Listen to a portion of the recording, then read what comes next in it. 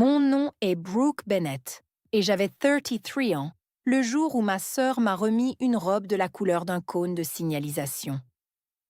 7 demoiselles d'honneur se tenaient dans une suite éclairée par le soleil, enfilant des robes identiques lavande, ajustées, longueur sol, magnifiques.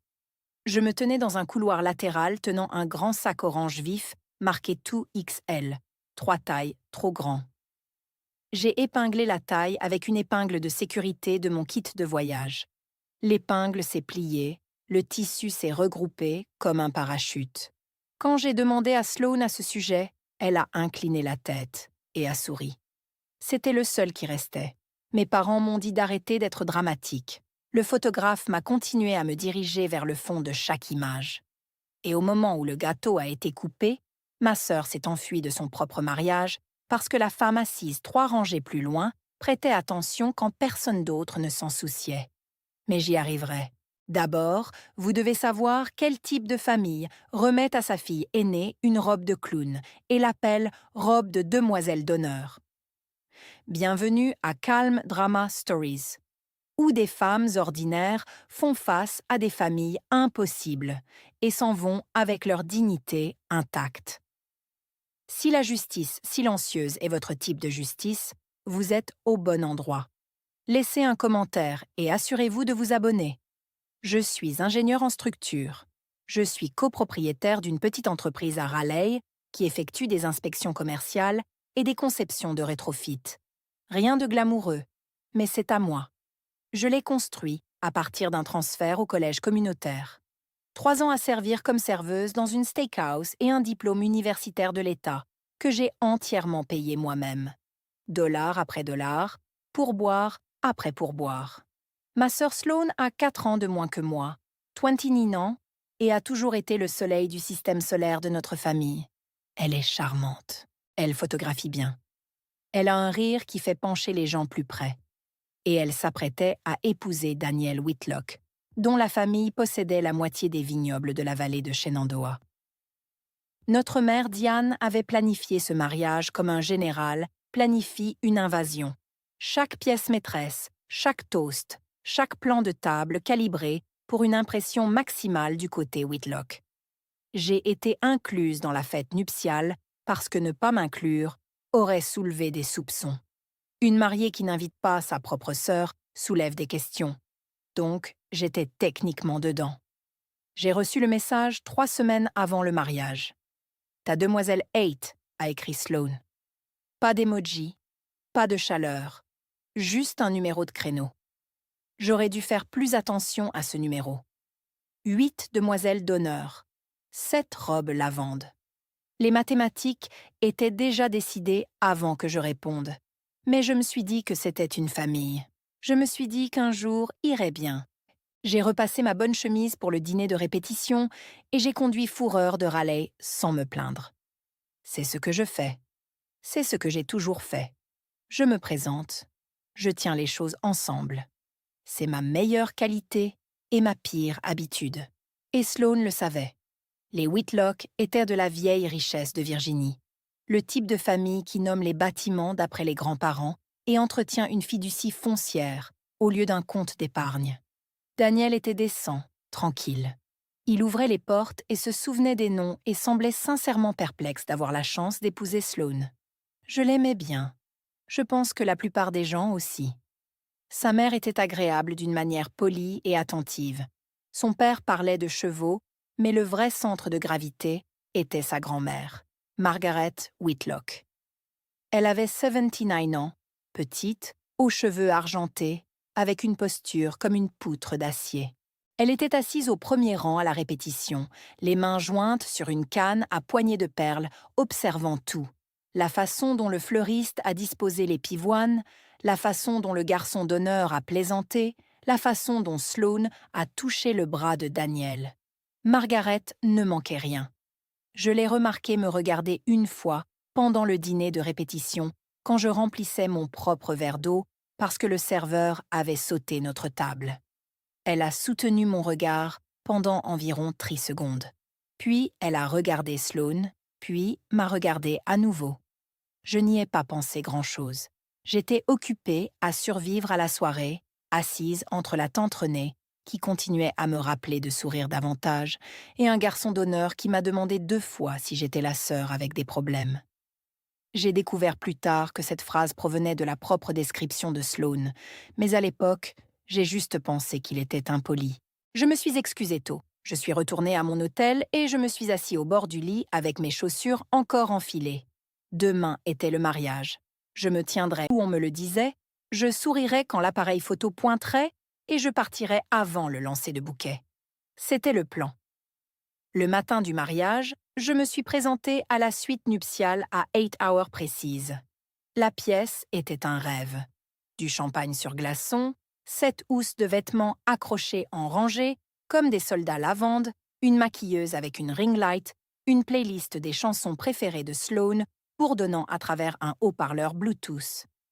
Les 7 autres demoiselles d'honneur étaient déjà là, riant, des peignoirs assortis monogrammés avec leurs initiales. Mon nom n'était pas sur un peignoir. « Oh, Brooke, tu te prépares au bout du couloir », a dit Sloane sans lever les yeux de son téléphone. « La petite pièce, ta robe est là-dedans. » La petite pièce était un placard à linge avec un miroir appuyé contre une pile de chaises pliantes. À l'intérieur de la housse à vêtements se trouvait la robe orange. Pas orange brûlé, pas terre de sienne. Orange cône de signalisation. Orange vif. Polyester synthétique, qui sentait un conteneur de navigation. Je l'ai levé. Les épaules tombaient au-delà de mes bras. La taille aurait pu m'adapter 2 fois. Taille 2XL. Je porte une petite taille. Je suis retournée à la suite. Sloane, ce ne peut pas être juste. C'est 3 tailles trop grands. Elle m'a regardée avec ce sourire prêt pour la caméra. C'était le seul qui restait. Derrière elle, la tante Renée a ajusté son propre sash lavande parfait. « Arrête d'être dramatique », a dit Renée. « Ce n'est pas à propos de toi. » Je me suis tenue là tenant la robe comme un ballon dégonflé. Et personne dans cette pièce, pas une seule des 7 femmes en robe assortie, n'a dit un mot. Je suis retournée au placard à linge. Ah, j'ai épinglé la taille avec 2 épingles de sécurité. Une continuait à glisser. Le polyester était trop lisse pour tenir. J'ai regardé dans le miroir appuyé et j'ai vu exactement ce qu'il voulait que je voie. Quelqu'un qui n'appartenait pas. J'ai trouvé ma mère dans le couloir, en dehors de la suite nuptiale, ajustant le nœud sur le sash d'une enfant porteur de fleurs. Diane Bennett, à 58 ans, était une femme qui s'habillait pour la vie qu'elle croyait mériter, pas celle qu'elle avait. Aujourd'hui, cela signifiait un costume de mère de mariée, bleu ardoise, avec des boutons de perles et des chaussures, qui correspondaient à son sac à main. Maman, la robe ne va pas. C'est énorme et c'est orange. Pouvons-nous échanger avec l'un des rechanges ? Elle n'a pas levé les yeux. Quel rechange ? J'ai vu un portant à l'intérieur de la suite. Il y avait au moins 2 robes lavande de remplacement accrochées. Ce sont pour les urgences. C'est une urgence. Elle s'est redressée, rencontrant enfin mes yeux. Son expression était celle qu'elle utilisait quand je demandais des choses enfant. Patiente, pratiquée, fermée. Brooke, ne gâche pas le jour de ta sœur. Tu sais comme elle a travaillé dur pour ça. Je la regardais fixement tandis qu'elle m'expliquait à quel point elle avait travaillé. Sloane, qui n'avait jamais gardé un emploi plus de 8 months. Sloane, qui empruntait de l'argent à nos parents tous les trimestres et l'appelait un pont. Sloane, qui s'apprêtait à épouser la famille Whitlock, comme certains gens font une demande de bourse, avec une candidature polie et une biographie curée. « Porte juste la robe », a dit ma mère. « Personne ne te regarde de toute façon. » Elle est retournée à l'enfant porteur de fleurs. Je me suis tenue dans le couloir. Le polyester orange me grattait les bras et je l'ai regardé s'éloigner. 2 robes lavande de rechange sur un portant à tant-pied de l'endroit où je me tenais. L'une d'elles était à peu près ma taille. J'avais vu l'étiquette. C'était le seul qui restait. C'était un mensonge. Je le savais maintenant. Je ne savais juste pas encore à quel point le mensonge allait loin. Laissez-moi vous parler de ma grand-mère, Ruth Draper. Elle a élevé 5 enfants dans une maison avec une seule salle de bain et un jardin qui nourrissait le pâté de maison. Elle faisait des courtes pointes. Elle faisait du pain de maïs qui pouvait faire pleurer un homme adulte. Et quand elle est tombée malade, emphysème, puis un accident vasculaire cérébral qui lui a pris le côté gauche. J'étais celle qui a déménagé. J'avais 28 ans, two ends, dans mon premier emploi d'ingénierie, et j'ai réorganisé complètement ma vie autour de ces médicaments et de ces rendez-vous de physiothérapie. Three ends. Je l'ai baignée. Je lui ai lu à haute voix. Je lui ai tenu la main les nuits où elle oubliait où elle était. Sloane a visité 2 fois. Une fois pour Thanksgiving. Une fois quand elle avait besoin que Gran signe un formulaire pour un cosignataire de prêt automobile. Maman venait pour les vacances. Papa appelait le dimanche. J'étais là tous les 2 jours. Gran est décédée à Eighty-Fourant un mardi, avec sa main dans la mienne et la courte pointe qu'elle avait faite pour ma remise de diplôme pliée sur ses genoux. J'ai mentionné cela à cause de quelque chose que j'ai entendu au dîner de répétition. Sloane parlait à la tante de Daniel, une femme mince avec des émeraudes, et elle racontait une histoire sur le soin de ma grand-mère pendant ces derniers jours. Elle a utilisé cette phrase, les derniers jours, comme si elle y avait été. Je n'ai attrapé qu'un fragment avant que René m'éloigne pour aider à la table des cadeaux. Mais j'ai entendu assez.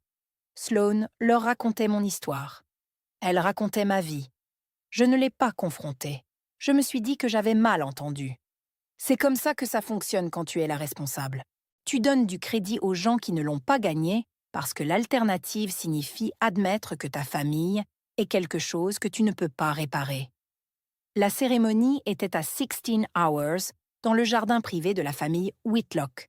Des haies de buis, une arche en pierre drapée de roses blanches, 200 chaises sur une pelouse manucurée.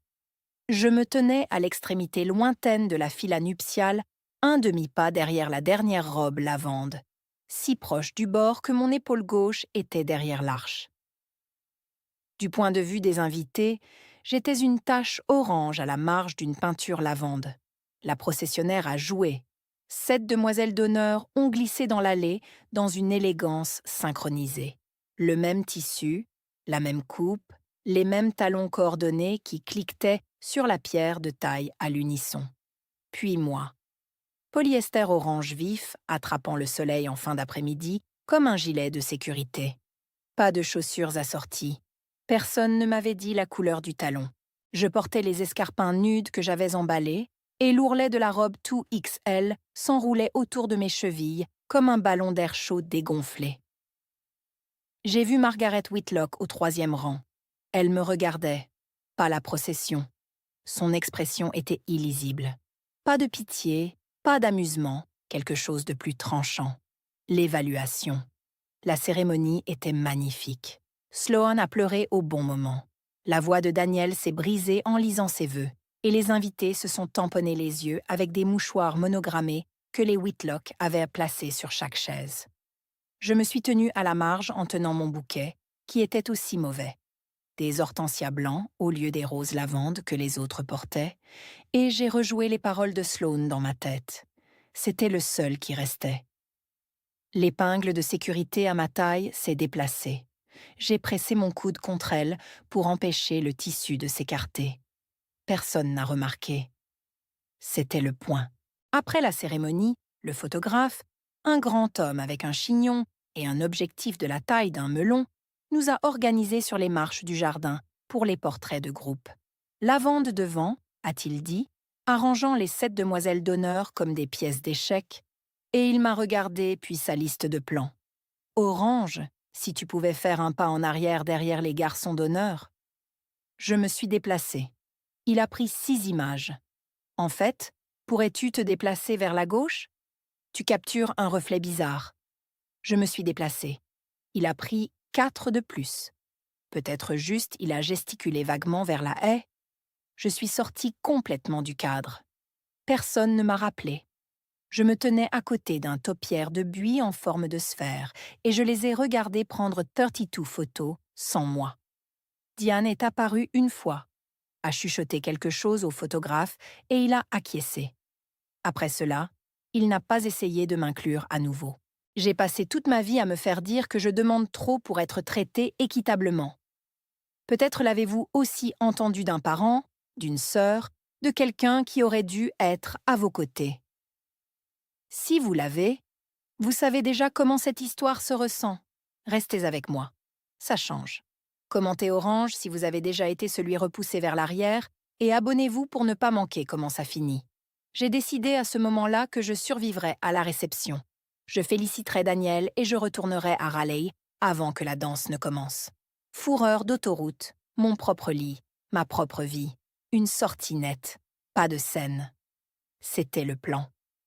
Mais au moment où la dernière photo a été prise, Sloane et Daniel seuls sous l'arche, j'ai vu l'un des cousins Whitlock se pencher près de Margaret et chuchoter quelque chose. Les yeux de Margaret se sont déplacés vers Sloane, puis lentement vers moi. Quelque chose s'est déplacé derrière son expression, et je l'ai ressenti à 50 pieds de pelouse.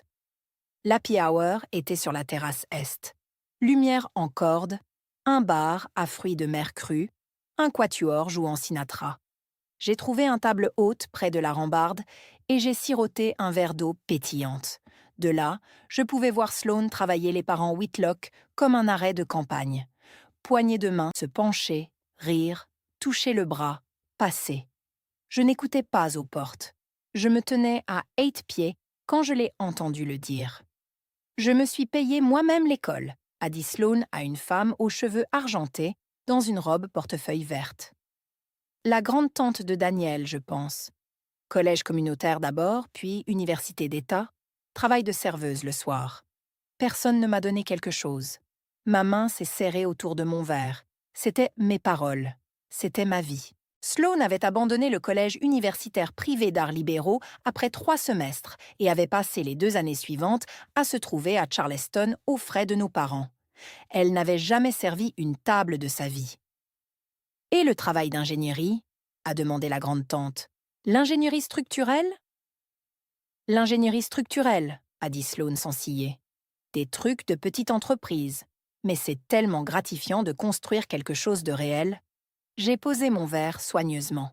L'ingénierie structurelle, mon diplôme, mon entreprise, mes jours de 12 heures à lire des plans et à ramper sous les ponts avec une lampe de poche et un ruban à mesurer. Elle se tenait dans une robe de mariée à $5,000, disant à des étrangers qu'elle était moi. La grande-tante a acquiescé, impressionnée. Daniel a de la chance d'avoir trouvé quelqu'un d'aussi fait de lui-même. Sloane a touché sa clavicule, un geste que je l'avais vu répéter dans les miroirs depuis qu'elle avait 16 ans. « Je crois juste à gagner ta place », a-t-elle dit. J'ai levé mon verre, j'ai sirépé, je l'ai posé. L'eau pétillante était devenue plate. J'ai gardé mon visage immobile, mais quelque chose derrière mes côtes faisait des calculs que je ne voulais pas finir. J'ai trouvé Sloane près de la table des desserts 20 minutes plus tard, ajustant une larme sur la tour de macarons. « Puis-je te parler un instant ?» Elle m'a regardé comme tu regarderais une mouche près de ton assiette. Fais-le rapidement. J'ai parlé bas. Je viens d'entendre dire à la tante de Daniel que tu t'es payé toi-même l'école d'ingénierie. Donc, tu ne l'as pas fait. C'est mon diplôme. C'est ma carrière. Tu as abandonné Belmont après 3 semestres. Sloane a pris un macaron, l'a étudié, me l'a lancé à la figure. Brooke, tu imagines des choses. Je n'imagine pas des choses. Je t'ai entendu dire l'ingénierie structurelle. Je t'ai entendu dire collège communautaire d'abord, puis État. Elle s'est tournée vers moi avec l'expression qu'elle utilisait sur les serveurs qui apportaient la mauvaise boisson. Amusée, légèrement condescendante. Tu te tiens à mon mariage dans une robe qui ne va pas, faisant des accusations. Tu entends comment tu sonnes ? Sa voix s'est levée. Assez. Arrête d'être dramatique. Un cousin de Daniel a regardé. Sloane s'est penché, a baissé la voix et a livré le vrai coup. C'est pourquoi personne ne te prend au sérieux. Regarde-toi. Elle a gesticulé vers la robe orange, la taille épinglée, le tissu regroupé. Puis, elle s'est redressée, a mis son sourire de mariée et est retournée à la table Whitlock, comme si de rien n'était. Je me suis tenue à côté de la tour de macarons, les bras croisés sur le polyester. Et j'ai senti la salle se réarranger autour de moi. Elle n'avait pas nié. Elle avait dérouté. Elle avait utilisé la robe, La robe qu'elle avait choisie pour moi, pour me faire sembler instable d'avoir remarqué. Ce n'est pas de la négligence, c'est de l'architecture. Je me dirigeais vers les toilettes quand ma mère m'a coupé près du vestiaire. Elle avait son visage de comité de collecte de fonds, yeux lumineux, mâchoire serrée. Quoi que tu aies dit à ta sœur, arrête. Je lui ai demandé pourquoi elle dit aux gens qu'elle a mon diplôme. Baisse la voix. Elle m'a tiré derrière une colonne. Le quatuor à cordes s'est gonflé depuis la porte. Les Whitlock ont certaines attentes, a dit Diane. Sloane avait besoin de présenter une certaine image, une image faite de soi. Tu sais comment fonctionnent ces familles. Elle leur a dit qu'elle était ingénieure en structure. Ma mère a lissé son revers. Elle leur a dit ce qu'ils avaient besoin d'entendre. Et elle leur a aussi dit quelque chose sur toi, assez pour qu'ils comprennent pourquoi tu et elle ne vous n'êtes pas proches. L'air a quitté mes poumons. Qu'a-t-elle dit sur moi? Que tu as eu du mal, que tu as des difficultés, que la distance entre vous deux est à cause de tes problèmes, pas des siens. Elle a dit le mot problème de la façon dont tu dirais les termites. Quelque chose de malheureux? Mieux géré silencieusement. Maman, je suis propriétaire d'une entreprise. J'ai une licence d'ingénierie professionnelle. Et personne ici n'a besoin de savoir ça. Elle s'est redressée, a vérifié son reflet dans le panneau de l'ascenseur en laiton, et m'a donné le même regard patient et fermé qu'elle m'avait donné ce matin. Sois sage, Brooke. C'est le jour le plus important de la vie de ta sœur. Ne sois pas la raison pour laquelle ça s'écroule. Elle est retournée vers la salle de bal. Je me suis appuyée sur la colonne et j'ai regardé le plafond. Plâtre orné, nuages peints à la main, l'idée de quelqu'un du paradis. Ma famille ne m'avait pas juste exclu des photos. Ils m'avaient réécrite. J'étais l'histoire de couverture, la sœur problématique, l'excuse, la raison pour laquelle Sloane pouvait revendiquer une vie qu'elle n'avait jamais vécue. La robe orange n'était pas une erreur. C'était un costume. Je suis retournée à ma table assignée, table fourtine, près de la porte de la cuisine, coincée entre deux chaises vides. Et un couple que je ne connaissais pas, qui s'avéra être les parents du traiteur. J'étais à mi-chemin de ma salade quand Daniel s'est assis face à moi. Il avait desserré sa cravate et avait l'air rouge et dépassé d'un homme qui venait de s'engager légalement avec une femme devant 200 personnes. Brooke, je voulais juste dire merci d'être ici. Je sais que ce n'a pas été facile pour toi. J'ai posé ma fourchette. Qu'entends-tu par là? Il a bougé. Sloane m'a parlé de ta situation, l'aliénation, les difficultés. Je pense que cela a pris du vrai courage pour te présenter aujourd'hui, étant donné tout. Il l'a dit gentiment. Il le pensait gentiment. C'était un homme bon, répétant un mensonge qu'on lui avait servi comme un dîner. Qu'exactement a-t-elle dit? Il a bougé. Juste que vous vous êtes éloignés après que ta grand-mère est décédée. Que tu as eu une période difficile. Et que tu trouves tes repères. Trouver mes repères. Je possédais une entreprise. J'avais fermé 3 contrats ce mois-ci. Je trouvais mes repères de la manière dont un séquoia trouve ses repères. Enraciné, debout, impassible face au vent. Mais Daniel ne le savait pas. Daniel connaissait la version de moi que Sloane avait rédigée comme un communiqué de presse. Fragile, amère, mieux tenue à distance. Elle a dit « Tu pourrais être sensible aujourd'hui », a-t-il ajouté. Donc, si le placement ou quelque chose d'autre te semble mal, s'il te plaît, ne le prends pas personnellement. Il a serré ma main, s'est levé et est retourné à la table principale où ma sœur se tenait dans un nuage de tulle blanc, riant de quelque chose que le garçon d'honneur avait dit. Table fourtine, robe orange, la sœur avec des problèmes. Je n'étais pas une invitée. J'étais une prop, dans la production de quelqu'un d'autre, vêtue de la couleur de la mise en garde. J'ai quitté la table pendant le cours de la salade et j'ai marché vers le vestiaire. Je prendrai ma veste, trouverai mes clés de voiture et enverrai un au revoir poli à Sloane depuis le parking. C'était la sortie, propre, silencieuse, aucune munition pour la narration de la sœur dramatique. Le vestiaire était dans un couloir étroit derrière la salle de réception. Lumière tamisée, les basses assourdies du DJ qui se réchauffait, important de châle et de blazer. Je réunissais ma veste quand une voix est venue du banc près de la fenêtre. « Tu es celle qui a fini l'ingénierie à l'État, n'est-ce pas ?» Je me suis retournée. Margaret Whitlock était assise sur le banc avec son bâton à poignée de perles, reposant sur ses genoux.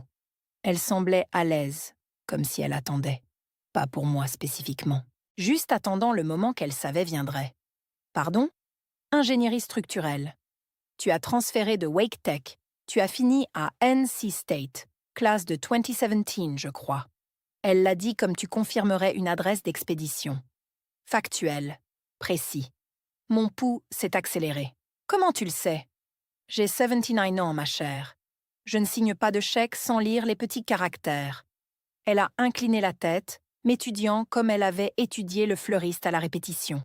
Pas jugé, catalogué. Robe intéressante. C'était le seul qui restait, j'ai dit. Les paroles sont sorties à plat et automatiques. Et pour la première fois, j'ai entendu comment elles sonnaient absurdes, dites à haute voix. La bouche de Margaret a frissonné. Pas un sourire. Quelque chose de plus proche de la confirmation. Elle a dit « L'était-il » Ce n'était pas une question. Elle a frappé son bâton 2 fois contre le sol en carrelage, un point à la fin d'une phrase, et a hoché la tête vers la salle de bal. « Je crois que tu devrais rester pour les toasts, Brooke. Tu voudras être là pour ce qui vient après. » Elle s'est levée, a ajusté son châle et est retournée vers la salle de bal à un rythme qui suggérait qu'elle n'avait jamais été en retard pour quelque chose qui importait. Je suis restée dans le couloir du vestiaire pendant longtemps après le départ de Margaret. Mes clés de voiture étaient dans ma main. Ma veste était à moitié tombée du cintre. Chaque os, raisonnable dans mon corps, disait « Rentre à la maison ». Mais la voix de Margaret est restée. Précise, sans se presser, certaine. Tu voudras être là pour ce qui vient après. J'ai remis la veste. J'ai marché vers la salle de réception. René m'a interceptée à l'entrée comme une ailière qui avait étudié la tactique. « Où as-tu été ?» Les toasts sont sur le point de commencer. Je prenais un peu l'air dans le vestiaire. Elle m'a pris le coude, pas gentiment, et m'a dirigée vers la table fourtine. « Assieds-toi, Brooke. Arrête d'être dramatique. » Cette phrase, à nouveau, elle m'avait suivie toute la journée, de la suite nuptiale au couloir à la séance photo à la colonne derrière le vestiaire. Chaque fois que j'ouvrais la bouche pour nommer ce qui se passait, cette phrase était là, l'attendant pour la fermer. Arrête d'être dramatique. Comme si remarquer la cruauté était une performance. Comme si nommer un mensonge était du théâtre. Je me suis assis. Les parents du traiteur mangeaient des petits pains et discutèrent d'une croisière. J'ai redressé la robe orange sur mes genoux. J'ai senti l'épingle de sécurité se déplacer contre mes côtes et j'ai attendu. Le DJ a baissé la musique. La demoiselle d'honneur, l'amie du collège de Sloane, une femme nommée Tara, avec un eyeliner impeccable et l'énergie d'une présidente de sororité, a pris le microphone. La pièce s'est calmée. Les verres se sont levés et je me suis assis à la table fourtine dans une robe 3 tailles, trop grande, et j'ai attendu ce que Margaret Whitlock avait décidé valait la peine de rester. Mes mains étaient stables. Ça m'a surprise. Le toast n'avait pas encore commencé quand c'est arrivé. Tara ajustait le micro et les gens s'installaient encore, et je me suis penchée sous ma chaise pour mon téléphone pour vérifier l'heure. Ma main s'est refermée sur un téléphone qui n'était pas le mien. Même étui, silicone noir, sans fioriture. Mais l'écran de verrouillage montrait une photo de Sloane et de notre mère, à un spa. Le téléphone de Diane. Elle devait être assise à la table à côté de la mienne avant les toasts et doit l'avoir laissée quand elle s'est déplacée à la table principale.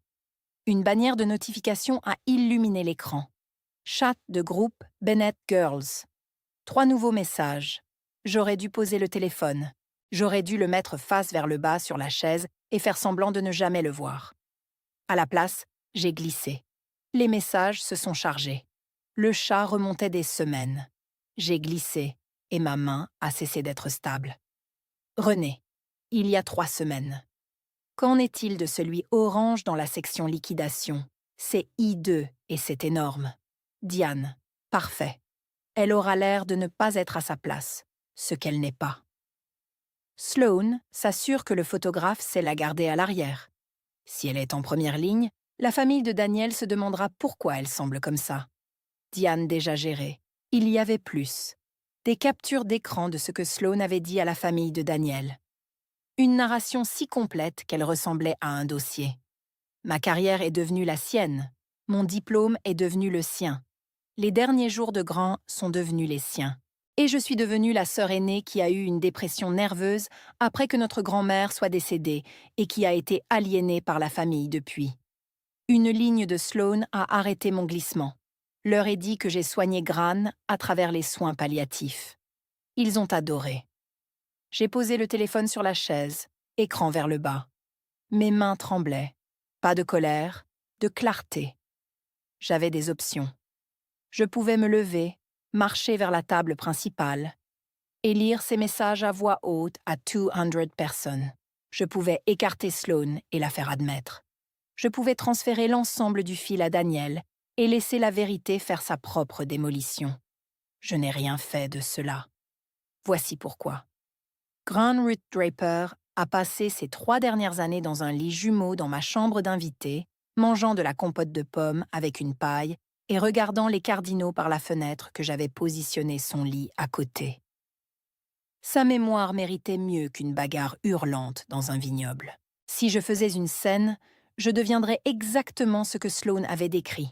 La sœur dramatique, l'instable, la femme dans la robe orange qui a tout ruiné.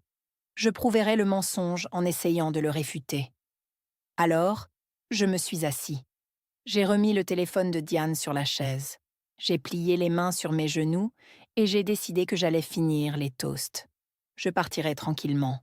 Et je ne répondrai jamais à un autre appel de l'un d'eux à nouveau. Je ne devais pas crier. Je devais partir.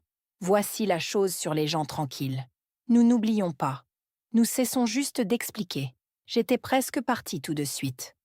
Je suis content de ne pas l'avoir fait parce que les 20 prochaines minutes sont la raison pour laquelle je te raconte cette histoire du tout.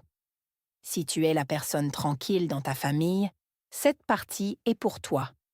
Appuie sur s'abonner et reste jusqu'à ce que la grand-mère se lève. Le DJ a tempisé les lumières. Tara a levé son verre et 2 tables de distance. Margaret Whitlock était assise, les mains jointes sur son bâton, regardant la pièce avec la patience de quelqu'un qui sait déjà comment la soirée se termine.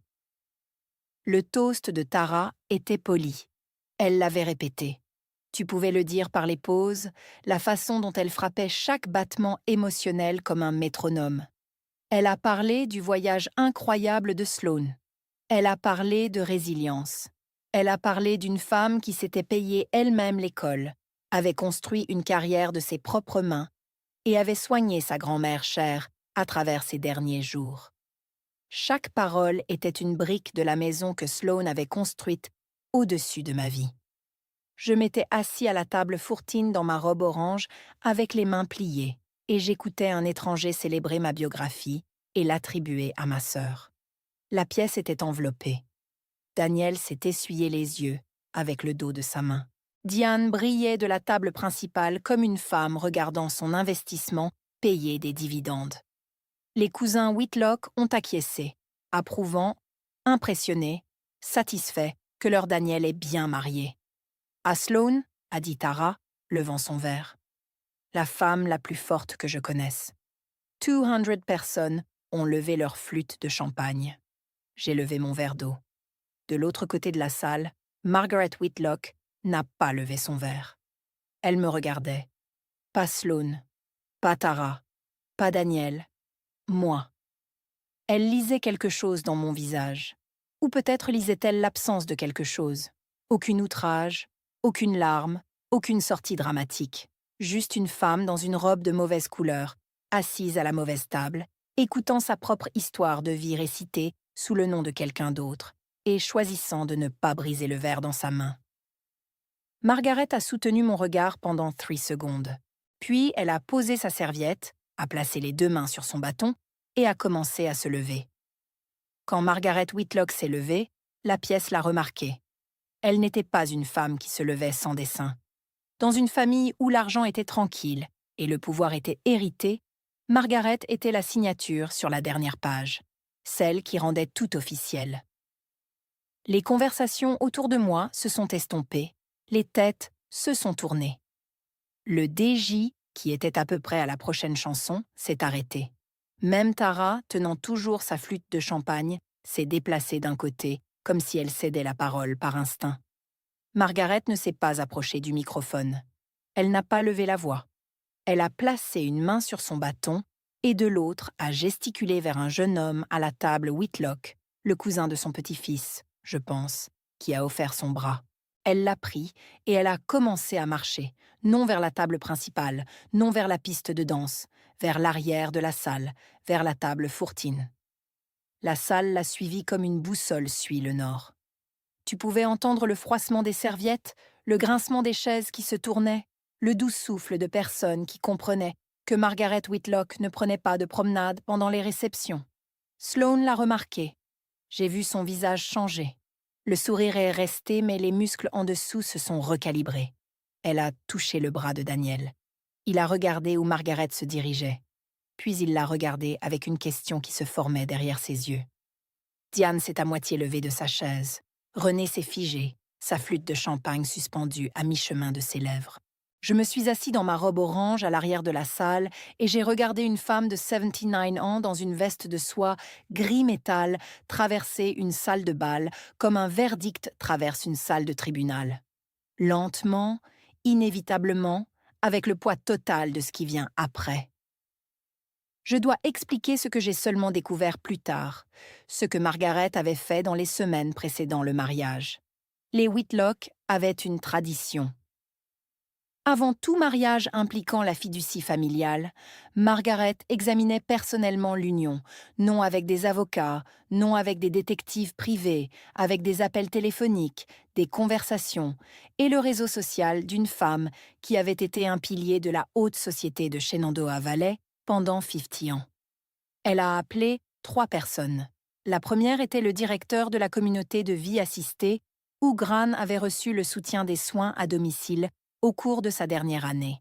Le directeur se souvenait de Brooke Bennett, la petite fille qui venait tous les jours, qui apportait du pain de maïs, qui dormait dans la chaise à côté du lit d'hôpital pendant la dernière semaine. Il ne se souvenait pas d'un Sloane. La seconde était plus simple qu'un appel téléphonique. Elle a trouvé en ligne les archives de remise des diplômes publics de NC State, celles qu'il publie tous les mois de mai avec les noms et les programmes de diplôme complets. Brooke Bennett, Bachelor of Science, ingénierie structurelle, 2017. Aucun Sloane Bennett, sur aucune liste, aucune année. La troisième était une femme nommée Janet Hubbard, une voisine de la vieille rue de ma grand-mère, qui a tout dit à Margaret que Sloane n'avait pas visité Gran plus de 2 fois en 3 ans, que j'avais déménagé et géré les médicaments et les papiers des soins palliatifs, et qu'après les funérailles de Gran, Sloane avait pris les boucles d'oreilles de perles du tiroir de Gran et ne les avait jamais mentionnées à nouveau. Margaret n'a pas confronté Sloane avant le mariage. Elle m'a dit plus tard qu'elle voulait voir comment la famille se comportait en public, si le mensonge était juste de Sloane ou quelque chose que toute la famille Bennett avait accepté de mettre en scène. La robe orange a répondu à cette question. Le photographe a répondu à nouveau. Et la gestion attentive de Diane de chaque image, de chaque siège, de chaque parole qu'on m'avait permis de dire.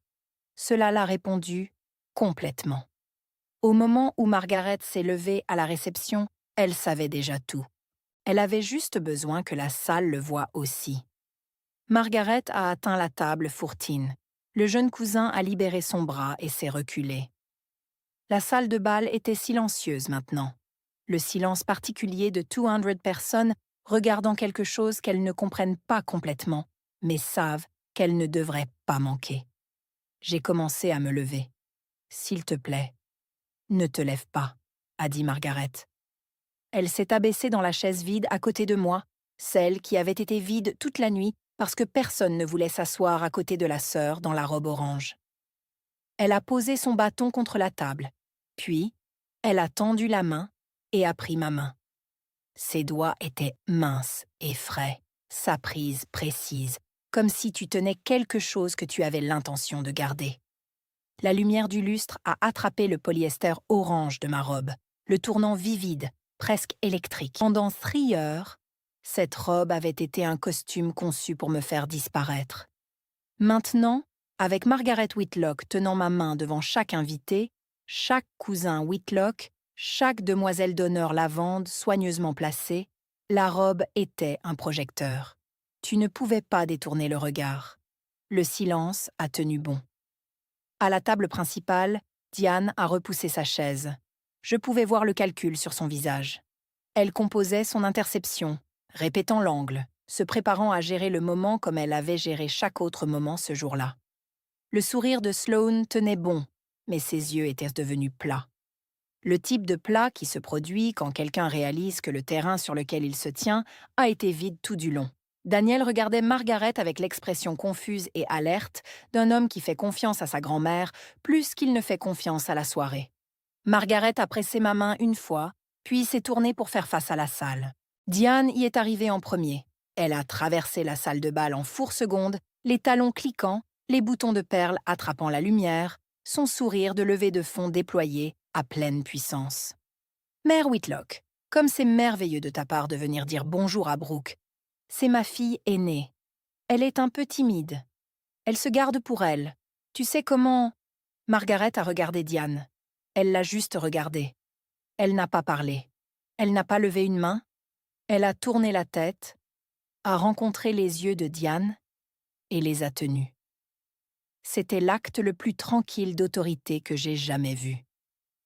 La phrase de Diane est morte dans sa gorge. Son sourire est resté, mais son corps s'est arrêté. Un pied légèrement devant l'autre, figé au milieu de la foulée, comme une femme qui aurait marché dans une porte vitrée qu'elle n'avait pas vue.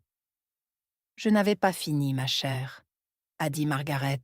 Sa voix était même conversationnelle, le type de ton que tu utiliseras pour corriger un arrangement de siège.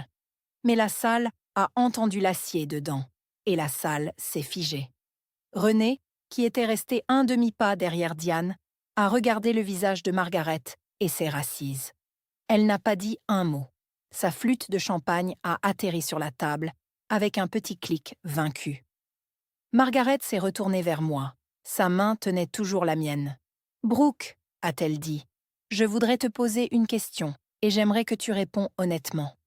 Pas pour moi, pour mon petit-fils. » J'ai acquiescé. Elle me regardait comme Gran avait l'habitude de me regarder quand elle voulait la vraie réponse, pas celle polie. « T'es-tu occupée de ta grand-mère pendant sa maladie ?» La salle s'est penchée. « Oui, ai-je dit, pendant 3 ans jusqu'à la fin. » Margaret a acquiescé lentement comme quelqu'un qui confirmait l'arithmétique qu'elle avait déjà faite. « Et ton diplôme ?»« Génie civil, NC State. »« C'est le tien ?»« Ingénierie structurelle. »« Oui. » « Et la firme à Raleigh, la mienne, copropriété avec mon partenaire commercial, 6 ans. » Elle n'a pas réagi avec surprise. Elle a réagi avec l'achèvement. Le dernier morceau d'un puzzle qu'elle avait déjà assemblé, cliquant en place devant les témoins. J'aurais pu dire plus. J'aurais pu lister chaque mensonge que Sloane avait dit, chaque crédit qu'elle avait volé, chaque détail du chat de groupe que j'avais vu sur le téléphone de Diane. J'avais assez de munitions pour raser la salle. Je ne l'ai pas utilisé. J'ai répondu aux questions de Margaret avec des faits. Courts, directs, vérifiables. C'était assez parce que la vérité n'a pas besoin de volume. Elle a juste besoin de quelqu'un disposé à poser les bonnes questions à voix haute. Les invités aux tables les plus proches s'étaient tus. La grande-tante Whitlock dans la robe portefeuille verte, celle à qui Sloane avait dit sa carrière en génie civil, fixait Sloane avec l'expression de quelqu'un qui recalculait un pourboire. Daniel s'était complètement tourné dans sa chaise. Il ne regardait plus Margaret. Il regardait Sloane. « Sloane nous a dit qu'elle avait construit cette firme », a-t-il dit. Pas à moi, pas à Margaret. À l'air entre nous, comme un homme testant si les paroles sonnaient aussi mal à voix haute qu'elle le faisait dans sa tête. « Elle nous a dit beaucoup de choses », a dit Margaret tranquillement. Sloane s'est levé de la table principale. L'organza de sa robe a froufrou comme du papier. Son visage avait le look de porcelaine serrée de quelqu'un dont le masque se fissure de l'intérieur. Le sourire était toujours là, mais l'architecture en dessous s'affaissait. Sloane a ri. C'était son rire de party de cocktail. Lumineux, dédaigneux, conçu pour faire sembler petite l'autre personne. « D'accord, ça devient ridicule », a-t-elle dit, lissant sa robe avec les 2 mains. Brooke a toujours été jalouse de moi. C'est exactement ce que j'avais mis en garde tout le monde. Elle ne peut pas supporter que le jour d'aujourd'hui ne soit pas sur elle. Elle a tendu la main pour le bras de Daniel. « Chérie, allons couper le gâteau. C'est notre jour. » Daniel n'a pas bougé. Il était toujours dans sa chaise, une main sur l'accoudoir, l'autre reposant sur la table à côté de son champagne intact. « Sloane, elle vient de dire que la firme est la tienne. Elle ment. Ta grand-mère lui a demandé directement. Ma grand-mère est confuse. Elle a 79 ans. » La salle a absorbé cette phrase comme une éponge absorbe l'eau de Javel en silence, avec des dégâts visibles. Le bâton de Margaret a tapé une fois contre le sol. Elle n'a pas répondu à l'insulte. Elle n'avait pas besoin. Chaque Whitlock dans la salle venait d'entendre la mariée appeler la matriarche de leur famille confuse. Et la température a baissé de tant degrés. Daniel a retiré son bras lentement, de la manière dont tu retires ta main d'une cuisinière quand tu réalises qu'elle est allumée. « As-tu dit à ma famille que tu étais une ingénieure en structure ?» Le sourire de Sloane tenait toujours bon, mais sa respiration avait changé. Plus rapide, plus superficielle, le rythme de quelqu'un dont les sorties se fermaient l'une après l'autre. « Daniel, c'est notre mariage. Est-ce que nous pouvons, s'il vous plaît, ne pas faire cela ? M'as-tu dit que tu t'étais occupé de ta grand-mère ? Je t'ai aidé. J'étais là. 2 fois, ai-je dit. Je n'avais pas l'intention de parler. Le mot est sorti seul. Pas fort, pas en colère. Une correction, comme corriger une décimale dans un calcul de charge structurelle. Tu as visité 2 fois en 3 ans. La salle de réception avait la qualité suspendue d'une respiration retenue. Les fourchettes reposaient sur les assiettes. Les serviettes restaient dans les genoux. Même les serveurs avaient cessé de se déplacer entre les portes de la cuisine. Sloane m'a regardée. Pour la première fois de la journée, elle m'a regardée avec quelque chose d'autre que l'indifférence répétée. Et ce que j'ai vu dessous était la peur. Pas le type dramatique, le type structurel, le type qui se produit quand les murs porteurs commencent à se fissurer et tu réalises que la façade entière s'écroule.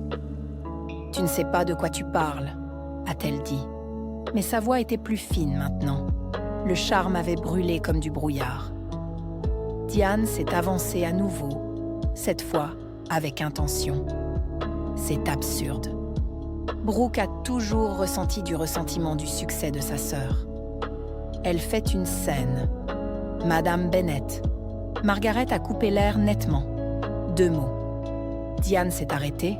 « J'ai passé 3 appels avant ce mariage », a continué Margaret. Elle n'avait pas levé la voix. Elle ne s'était pas levée de la chaise à côté de moi. Elle a parlé de la façon dont les vieilles fortunes parlent toujours, tranquillement, parce que ça n'a pas besoin d'être fort pour être définitif.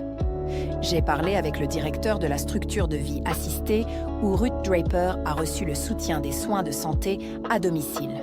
J'ai parlé avec le bureau des diplômés à NC State et j'ai parlé avec la voisine de ta mère depuis Fortian, Janet Hubbard. Elle a fait une pause. Les noms sont tombés comme des pierres dans l'eau tranquille. Spécifiques, vérifiables, incontestables. Le visage de Diane a perdu sa couleur. Pas graduellement, tout d'un coup. De la manière dont un écran s'assombrit quand tu tires le bouchon. Sloane a fait un demi-pas en arrière. Son talon a attrapé la traîne de sa robe. Margaret s'est tournée vers moi, tenant toujours ma main, et a dit 6 mots. Tu n'es pas la sœur qu'elle a décrite. 6 mots prononcés au volume normal. Pas de microphone, pas de théâtralité.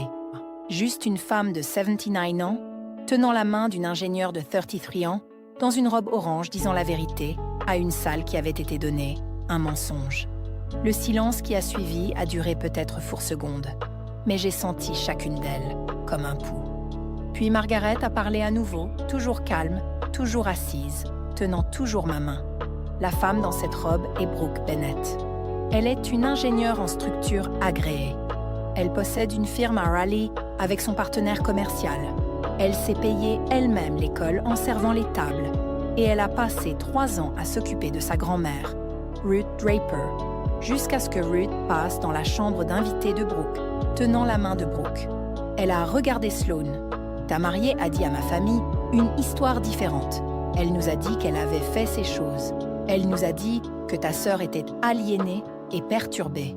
Elle nous a dit beaucoup de choses, Daniel, et j'ai peur qu'aucune d'elles ne soit vraie. Daniel s'est levé, sa chaise a raclé le sol, le son le plus fort de la salle. Sloane. Elle n'a pas répondu. Elle fixait Margaret avec le regard large et congelé de quelqu'un qui regardait un bâtiment qu'elle avait construit s'effondrer en temps réel. Sloane, est-ce que du moins l'une de ces choses est vraie? Elle ment, a chuchoté Sloane. Tous autant qu'ils sont. Ils mentent tous. Je sais aussi des dettes, a dit Margaret. Elle l'a dit doucement, presque en s'excusant, de la façon dont un médecin livrerait un résultat qu'il souhaiterait différent. Les cartes de crédit, les prêts personnels, le découvert que tes parents ont couvert. Je sais tout à ce sujet. C'était le point de rupture. Pas les 6 paroles, pas la licence d'ingénierie, les dettes. Parce que les dettes étaient la fondation de toute la performance.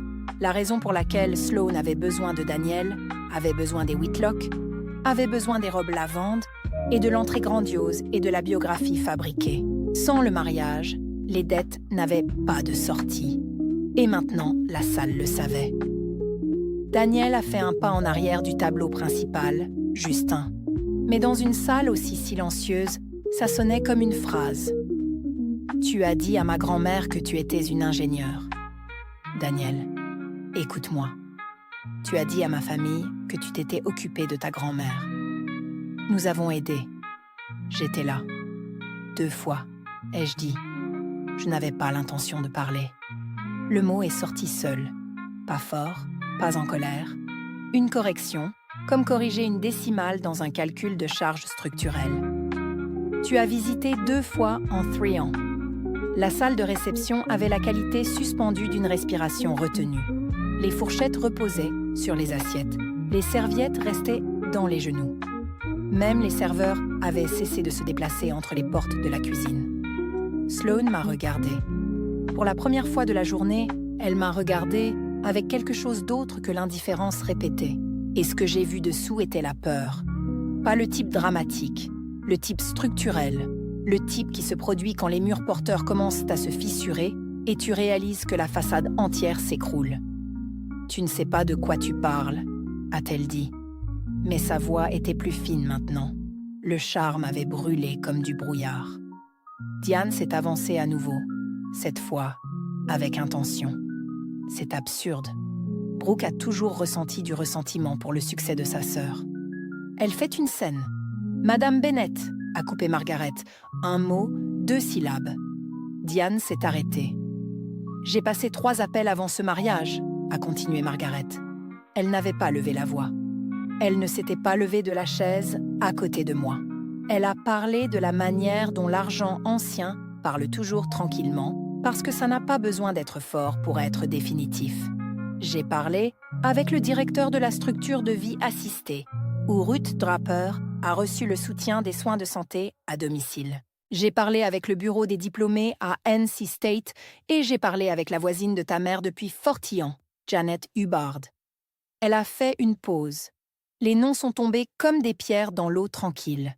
Spécifiques, vérifiables, incontestables. Le visage de Diane a perdu sa couleur. Pas graduellement, tout d'un coup. De la manière dont un écran s'assombrit quand tu tires le bouchon. Sloane a fait un demi-pas en arrière. Son talon a attrapé la traîne de sa robe. Margaret s'est tournée vers moi, holding ma main toujours, et a dit 6 paroles. Tu n'es pas la sœur qu'elle a décrite. 6 paroles prononcées au volume normal. Pas de microphone, pas de théâtralité. Juste une femme de 79 ans tenant la main d'une ingénieure de 33 ans dans une robe orange disant la vérité à une salle qui avait été donnée un mensonge. Le silence qui a suivi a duré peut-être 4 secondes, mais j'ai senti chacune d'elles comme un pouls. Puis Margaret a parlé à nouveau, toujours calme, toujours assise, tenant toujours ma main. La femme dans cette robe est Brooke Bennett. Elle est une ingénieure en structure agréée. Elle possède une firme à Raleigh avec son partenaire commercial. Elle s'est payée elle-même l'école en servant les tables. Et elle a passé 3 ans à s'occuper de sa grand-mère, Ruth Draper, jusqu'à ce que Ruth passe dans la chambre d'invité de Brooke tenant la main de Brooke. Elle a regardé Sloane. Ta mariée a dit à ma famille une histoire différente. Elle nous a dit qu'elle avait fait ces choses. Elle nous a dit que ta sœur était aliénée et perturbée. Elle nous a dit beaucoup de choses, Daniel, et j'ai peur qu'aucune d'elles ne soit vraie. Daniel s'est levé, sa chaise a raclé le sol, le son le plus fort de la salle. Sloane. Elle n'a pas répondu. Elle fixait Margaret avec le regard large et congelé de quelqu'un qui regardait un bâtiment qu'elle avait construit s'effondrer en temps réel. Sloane, est-ce que du moins l'une de ces choses est vraie? Elle ment, a chuchoté Sloane. Tous autant qu'ils sont. Ils mentent tous. Je sais aussi les dettes, a dit Margaret. Elle l'a dit doucement, presque en s'excusant.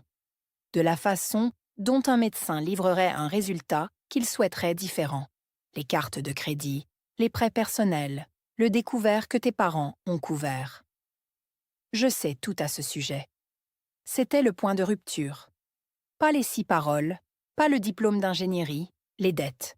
Parce que les dettes étaient la fondation de toute la performance, la raison pour laquelle Sloane avait besoin de Daniel, avait besoin des Whitlock, avait besoin des robes lavandes et de l'entrée grandiose, et de la biographie fabriquée. Sans le mariage, les dettes n'avaient pas de sortie. Et maintenant, la salle le savait. Daniel a fait un pas en arrière de la table principale, juste un. Mais dans une salle aussi silencieuse, ça sonnait comme une phrase.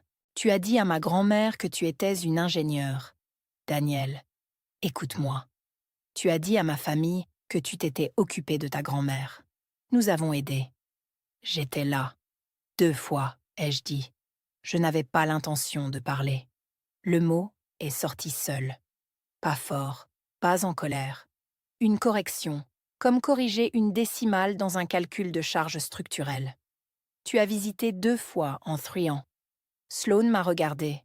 Pour la première fois de la journée, elle m'a regardé avec quelque chose d'autre que l'indifférence répétée. Et ce que j'ai vu dessous était la peur. Le type structurel, le type qui se produit quand les murs porteurs commencent à se fissurer et tu réalises que la façade entière s'écroule. Tu ne sais pas de quoi tu parles, a-t-elle dit. Mais sa voix était plus fine maintenant. Le charme avait brûlé comme du brouillard. Diane s'est avancée à nouveau, cette fois, avec intention. C'est absurde.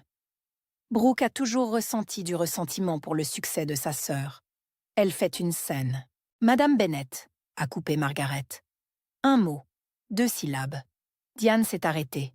J'ai passé 3 appels avant ce mariage, a continué Margaret. Elle n'avait pas levé la voix. Elle ne s'était pas levée de la chaise à côté de moi. Elle a parlé de la manière dont l'argent ancien parle toujours tranquillement, parce que ça n'a pas besoin d'être fort pour être définitif. J'ai parlé avec le directeur de la structure de vie assistée, où Ruth Draper a reçu le soutien des soins de santé, à domicile. J'ai parlé avec le bureau des diplômés à NC State et j'ai parlé avec la voisine de ta mère depuis Fort Tian, Janet Hubbard. Elle a fait une pause. Les noms sont tombés comme des pierres dans l'eau tranquille. Spécifiques, vérifiables, incontestables. Le visage de Diane a perdu sa couleur. Pas graduellement, tout d'un coup. De la manière dont un écran s'assombrit quand tu tires le bouchon. Sloane a fait un demi-pas en arrière. Son talon a attrapé la traîne de sa robe. Margaret s'est tournée vers moi, tenant toujours ma main, et a dit 6 paroles. Tu n'es pas la sœur qu'elle a décrite. 6 paroles prononcées au volume normal. Pas de microphone, pas de théâtralité. Juste une femme de 79 ans tenant la main d'une ingénieure de 33 ans dans une robe orange disant la vérité à une salle qui avait été donnée un mensonge. Le silence qui a suivi a duré peut-être 4 secondes, mais j'ai senti chacune d'elles comme un pouls.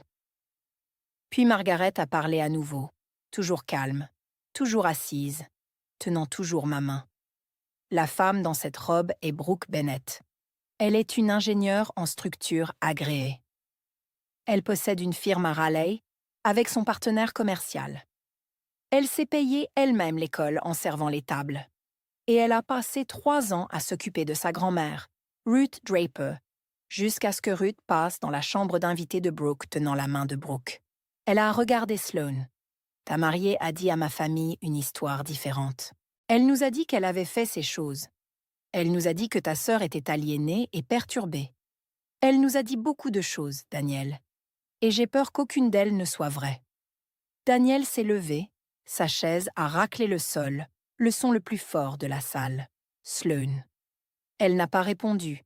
Elle fixait Margaret avec le regard large et congelé de quelqu'un qui regardait un bâtiment qu'elle avait construit s'effondrer en temps réel. Sloane, est-ce que du moins l'une de ces choses est vraie? Elle ment, a chuchoté Sloane. Tous autant qu'ils sont. Ils mentent tous. Je sais aussi les dettes, a dit Margaret. Elle l'a dit doucement, presque en s'excusant. De la façon dont un médecin livrerait un résultat qu'il souhaiterait, différent. Les cartes de crédit, les prêts personnels, le découvert que tes parents ont couvert. Je sais tout à ce sujet. C'était le point de rupture. Pas les 6 paroles, pas le diplôme d'ingénierie, les dettes. Parce que les dettes étaient à la fondation de toute la performance, la raison pour laquelle Sloane avait besoin de Daniel, avait besoin des Whitlock, avait besoin des robes lavandes et de l'entrée grandiose et de la biographie fabriquée. Sans le mariage, les dettes n'avaient pas de sortie. Et maintenant la salle le savait. Daniel a fait un pas en arrière de la table principale, juste un. Mais dans une salle aussi silencieuse, ça sonnait comme une phrase. Tu as dit à ma grand-mère que tu étais une ingénieure. Daniel, écoute-moi. Tu as dit à ma famille que tu t'étais occupé de ta grand-mère. Nous avons aidé. J'étais là. 2 fois, ai-je dit. Je n'avais pas l'intention de parler. Le mot est sorti seul. Pas fort, pas en colère. Une correction, comme corriger une décimale dans un calcul de charge structurelle. Tu as visité 2 fois en 3 ans. Sloane m'a regardé.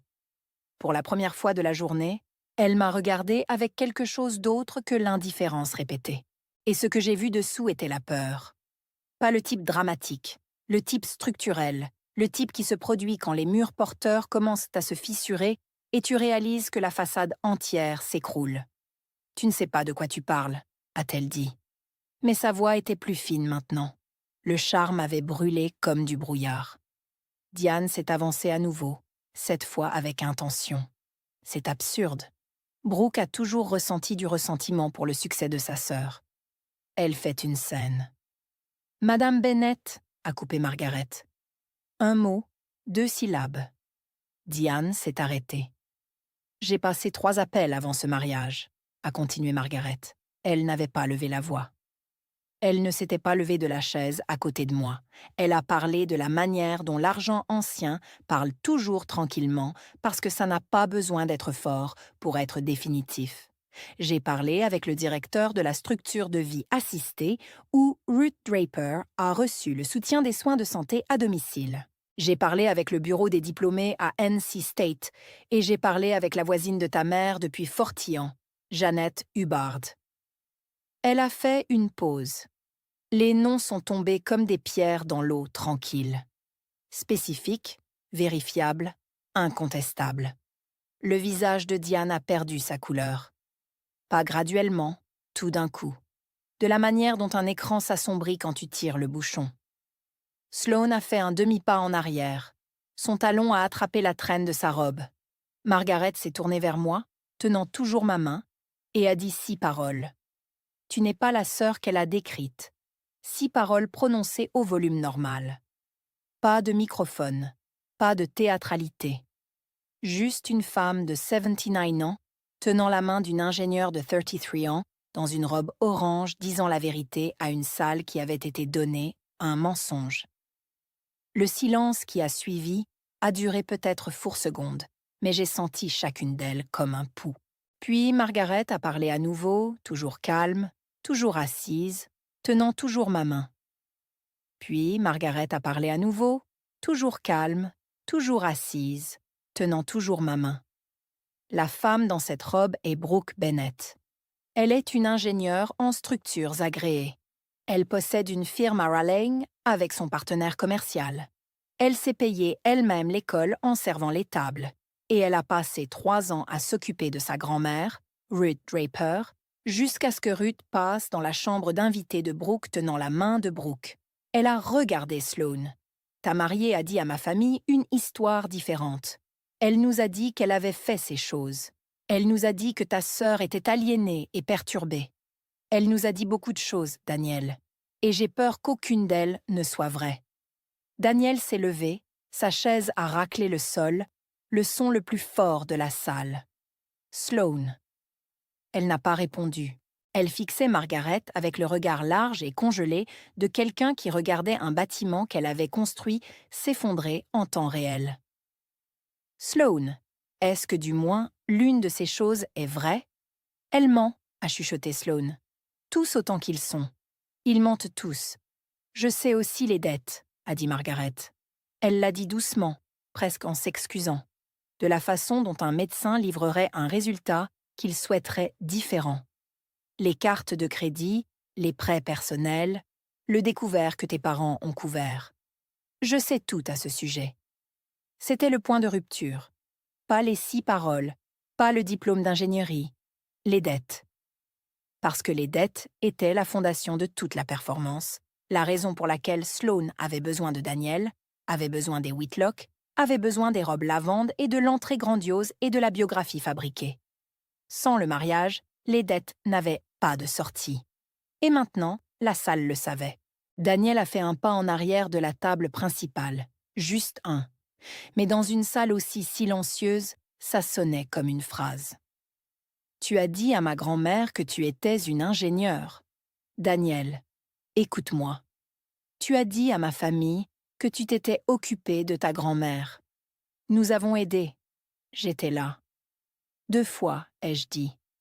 Je n'avais pas l'intention de parler. Le mot est sorti seul. Pas fort, pas en colère. Une correction, comme corriger une décimale dans un calcul de charge structurelle. Tu as visité 2 fois en triant. Le contenu de Sloane s'est écrasé de la manière dont le contenu s'écrase toujours, pas avec grâce. Ses yeux se sont remplis, sa voix a augmenté de tonalité. Tu ne comprends pas la pression. Tu ne sais pas c'est quoi de ne rien avoir et de prétendre avoir tout. Tu avais une sœur, a dit Daniel. Tu avais une sœur qui a réellement fait ces choses, et tu as volé son histoire, et tu l'as mise dans une robe de clown pour que personne ne la croie. Diane s'est précipitée, pas physiquement, verbalement. Elle a fait un pas en avant, m'a pointé du doigt, et a livré la ligne qu'elle avait déployée toute la journée. Celle qu'elle avait utilisée comme un extincteur chaque fois que la vérité avait essayé de prendre feu. Elle t'a empoisonné contre nous. C'est exactement ce qu'elle fait. Elle rend tout à propos d'elle. Arrête d'être dramatique. La phrase est restée suspendue dans l'air, enfin, devant les témoins. 200 personnes venaient de regarder une grand-mère exposer une fraude et une mère la défendre. Les paroles « arrête d'être dramatique » n'ont pas atterri de la façon que Diane le voulait. Elles ont atterri de la façon dont une confession atterrit, révélant non l'accusé, mais l'accusateur. Renée était assise à sa table, les 2 mains à plat sur la nappe, immobile. Elle ressemblait à une femme qui faisait de la mathématique qu'elle ne voulait pas finir. La grande tante Whitlock a posé son verre. Le père de Daniel s'est levé, puis s'est assis, puis s'est levé à nouveau. Sloane s'est tourné vers moi, pas vers Margaret, pas vers Daniel, vers moi. Et le masque est tombé complètement. Tu as toujours dû être meilleur que moi. Sa voix était brute, dépouillée du charme et de l'inflexion prête pour la caméra. Elle sonnait 20 ans, encore plus jeune. La petite sœur se tenait à l'ombre de quelqu'un qui n'avait jamais essayé d'en projeter une.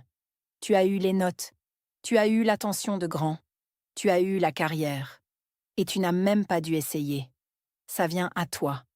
Et je n'ai eu rien. J'ai eu l'anxiété de maman et le silence de papa et un collège que je n'ai pas pu terminer, et la dette que je ne pouvais pas expliquer à quiconque sans sembler brisée. Pendant un moment, juste un moment, j'ai senti quelque chose changer dans ma poitrine. Pas le pardon, la reconnaissance. J'ai vu la version d'elle qui était réelle sous les mensonges et la lavande, et la performance.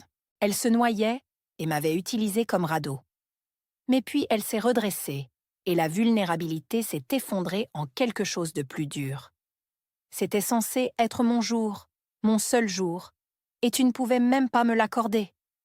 Elle l'a dit comme si j'avais pris quelque chose à elle, comme si rester silencieuse dans un placard à linge, portant une robe qu'elle avait choisie spécifiquement pour m'humilier pendant que je volais mon éducation, mon chagrin et les derniers jours de ma grand-mère. Comme si tout cela était quelque chose que j'avais fait à elle. Je n'ai pas répondu. Je n'avais pas besoin. La salle avait déjà répondu pour moi.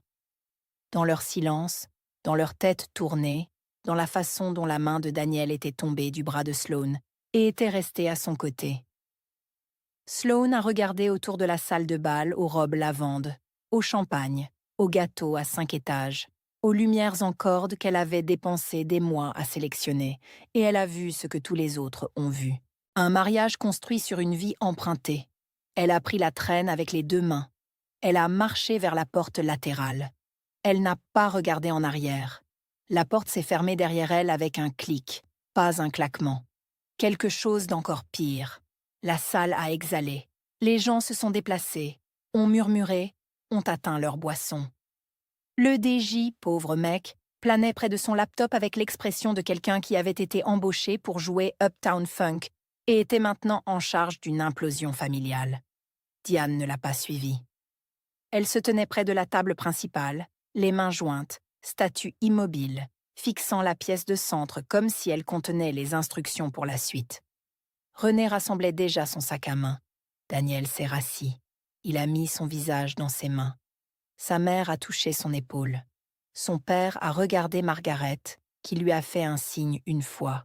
Un petit geste constant qui semblait dire « Je suis désolé, mais il devait savoir ». Et puis, il y avait mon père. Glenn Bennett avait été à la table principale toute la nuit à côté du siège que Sloane venait de vacuer. Il avait 60 ans. Il m'avait dit 12 paroles toute la journée. Tu as l'air bien et ne fais pas de cinéma et ta mère gère ces choses. Il a marché vers la table fourtine. Il ne s'est pas assis.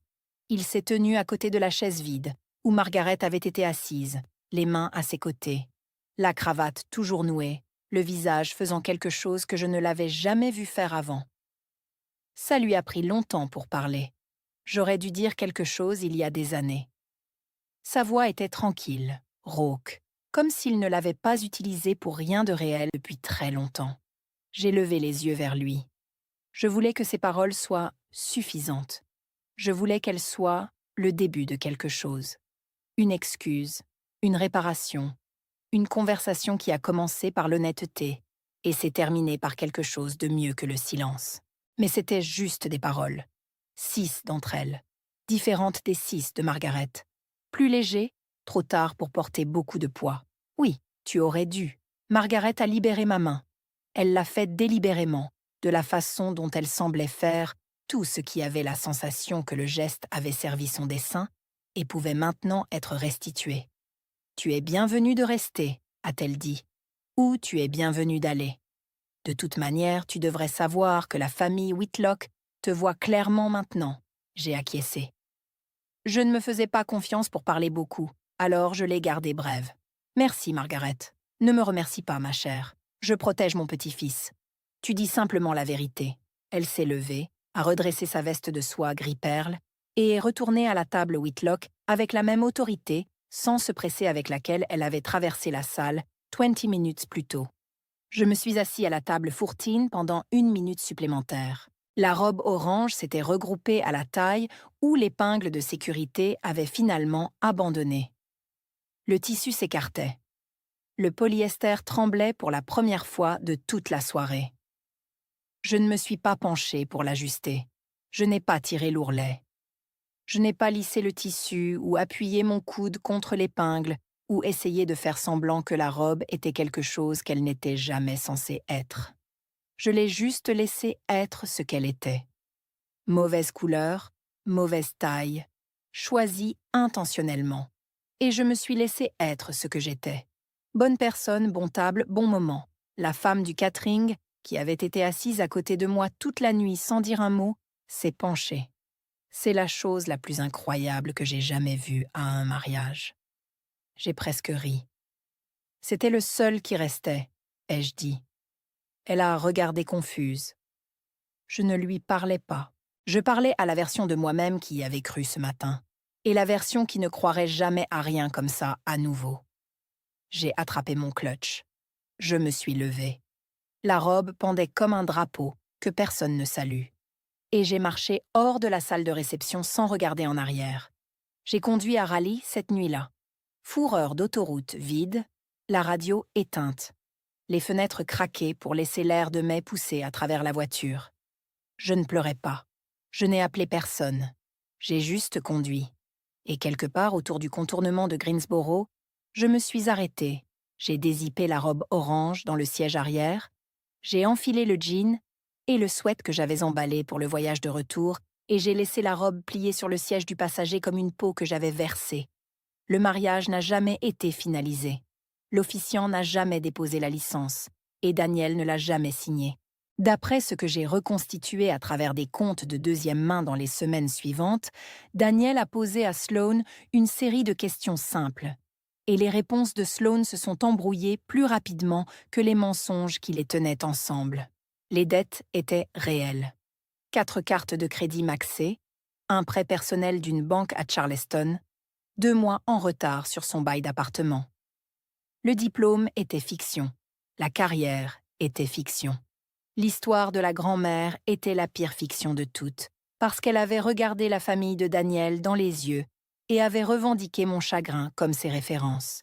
Margaret Whitlock a retiré la bénédiction de la famille et le cadeau de confiance le lundi suivant. Diane m'a appelé 3 jours après le mariage. Je l'ai laissé sonner. Elle a appelé à nouveau le matin suivant. J'ai laissé ça aussi sonner. René a envoyé un texto. C'est allé trop loin. Appelle ta mère. J'ai bloqué son numéro. Glenn n'a envoyé rien. Je suis retournée au travail mardi. J'avais une inspection de pont à Durham et une réunion client sur une rénovation scolaire à Apex. Béton, acier, calcul de charge. Des choses qui sont vraies ou ne le sont pas. Des choses qui ne prétendent pas être quelque chose qu'elles ne sont pas. Mon monde était petit. C'était réel. Ça avait du poids. 6 semaines plus tard, Diane et Sloane se sont présentés à mon bureau. Pas à la maison, mon bureau. J'examinais les rapports pédologiques quand mon associé commercial, Katie, a frappé à ma porte et a dit « Il y a 2 femmes dans la hall qui disent qu'elles sont ta famille. Tu veux que je dise leur dit que tu es en réunion ?» J'y ai pensé. Vraiment. Puis, j'ai marché et je les ai rencontrées dans la petite salle de conférence avec le tableau blanc et les permis de construction encadrés. Diane avait perdu du poids. Les racines de Sloane montraient. Elles étaient assises du même côté de la table près les unes des autres, et Diane faisait parler. « Nous avons besoin de ton aide », a-t-elle dit. « Les Whitlock disent aux gens ce qui s'est passé. Notre réputation est ta réputation, ai-je dit. C'est basé sur une histoire que tu m'as volée. » La bouche de Diane s'est ouverte, fermée, ouverte à nouveau. Sloane a des factures, l'appartement, les cartes. La famille de Daniel ne retourne pas ses appels. Si tu pouvais juste parler à Margaret, expliquer que c'était un malentendu. Ce n'était pas un malentendu, maman. Tu l'as planifié. J'ai lu le chat de groupe. Cela a atterri. Les mains de Diane se sont aplaties sur la table. Sloane fixait le tableau blanc derrière moi. Je ne vais pas parler à Margaret, ai-je dit. Je ne vais pas arranger ça. Je ne vais pas faire des appels, ou couvrir les dettes, ou réécrire l'histoire pour que ce soit confortable pour toi. Je me suis levée. Je ne suis pas non plus en colère. Je n'ai rien de plus à te donner. Pas parce que tu es une mauvaise personne. Parce que tu as utilisé tout ce que j'ai donné et tu l'as utilisé pour m'effacer. Diane a commencé à dire quelque chose. Je crois qu'elle allait me dire que j'étais dramatique. Je l'ai vu former le mot et je l'ai vu s'arrêter. Je ne suis pas dramatique, ai-je dit. Je suis terminée. Les personnes qui te remettent la robe la plus laide sont habituellement celles qui ont le plus peur de comment tu ressembleras quand tu te lèves enfin droit. C'est mon histoire. Une robe orange, 7 nuances de lavande et 6 paroles d'une femme qui a simplement fait attention. Si tu as déjà été repoussé à l'arrière de la photo de quelqu'un, prends cela comme ton rappel. Tu n'as pas besoin d'un microphone pour dire la vérité, tu as juste besoin d'arrêter de te rétrécir. Si cela t'a atteint, partage-le avec quelqu'un qui en a besoin. Laisse un commentaire, appuie sur s'abonner et je te verrai dans le suivant.